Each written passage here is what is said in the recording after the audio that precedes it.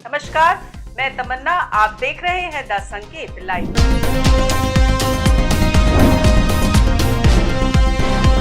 केंद्रीय गृह मंत्री अमित शाह की ओर से बाबा साहब अंबेडकर पर की गई टिप्पणी को लेकर विवाद बढ़ता जा रहा है।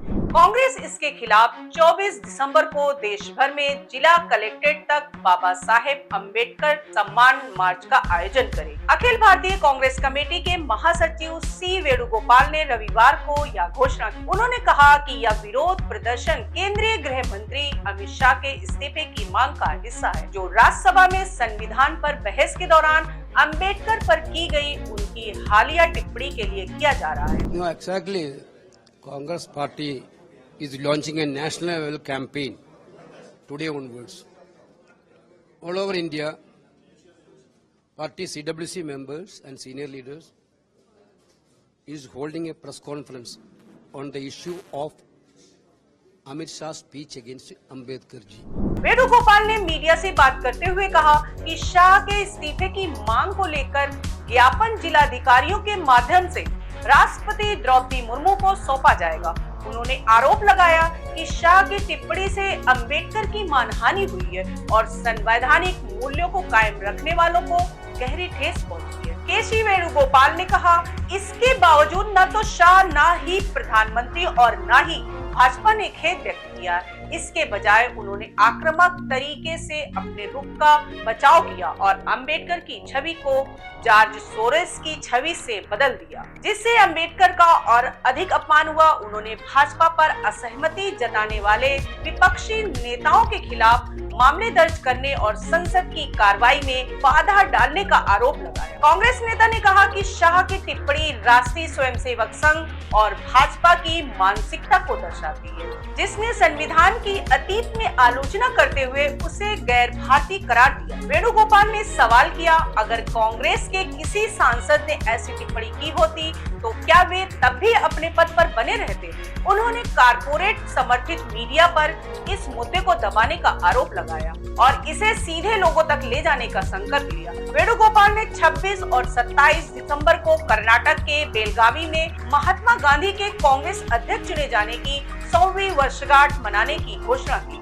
उन्होंने कहा कि कार्यक्रमों में 26 दिसंबर को कांग्रेस कार्य समिति की बैठक और 27 दिसंबर को भाजपा के संविधान विरोधी कार्यों को उजागर करने के लिए जय भीम जय संविधान रैली शामिल। यह न केवल कांग्रेस के इतिहास में एक महत्वपूर्ण अवसर है, बल्कि भारतीय स्वतंत्रता संग्राम की यादों को ताजा करने का भी प्रयास है। इस अवसर का उपयोग कांग्रेस पार्टी अपने वर्तमान राजनीतिक एजेंडे और ईवीएम के खिलाफ देशव्यापी आंदोलन शुरू करने के लिए भी करेगी। 1924 में बेलगाम में आयोजित कांग्रेस अधिवेशन महात्मा गांधी के लिए विशेष था, क्योंकि यह पहला और एकमात्र अवसर था जब उन्होंने कांग्रेस के अध्यक्ष पद की जिम्मेदारी संभाली। यह अधिवेशन भारत की स्वतंत्रता के लिए एकता और सत्याग्रह के गांधीवादी सिद्धांतों को आगे बढ़ाने का प्रतीक बना। गांधी जी के नेतृत्व में इस अधिवेशन ने कांग्रेस के जनाधार को मजबूत किया और भारतीय स्वतंत्रता संग्राम को नई दिशा दी। यह स्वराज और सत्याग्रह जैसे मूलभूत सिद्धांतों का साक्षी बना,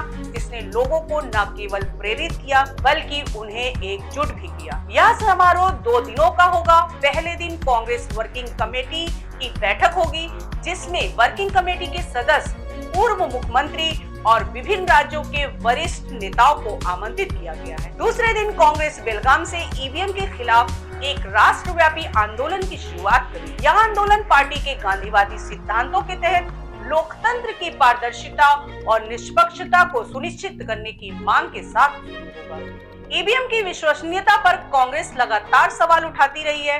पार्टी का दावा है कि ईवीएम प्रणाली में खामियां हैं और यह चुनावी प्रक्रिया की पारदर्शिता को बाधित करती है। हाल ही में कांग्रेस ने हरियाणा और महाराष्ट्र चुनाव में ईवीएम से जुड़ी गड़बड़ियों की शिकायत चुनाव आयोग से की। कांग्रेस की नेता प्रियंका गांधी ने संसद में संविधान पर चर्चा के दौरान ईवीएम के मुद्दे को उठाते हुए बैलेट पेपर प्रणाली की वापसी की मांग की।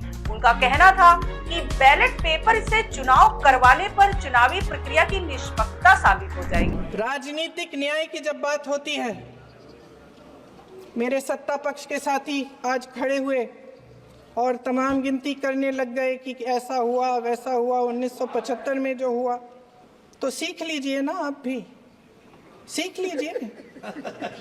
आप भी अपनी गलतियों के लिए माफी मांग लीजिए। आप भी बैलेट पे चुनाव कर लीजिए।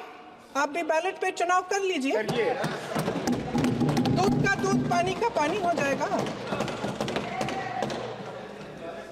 आप राजनीतिक न्याय की बात करते हैं, सरकारों को पैसों के बल पर गिरा देते हैं। कांग्रेस ने अपनी वर्किंग कमेटी की पिछली बैठक में भी ईवीएम के मुद्दे पर एक प्रस्ताव पारित किया था। इसमें कहा गया था कि ईवीएम पर उठ रहे सवाल चुनावी प्रक्रिया को संदेह के घेरे में ले आए हैं और इसकी विश्वसनीयता अब संकट में है। आज के लिए बस इतना ही। धन्यवाद।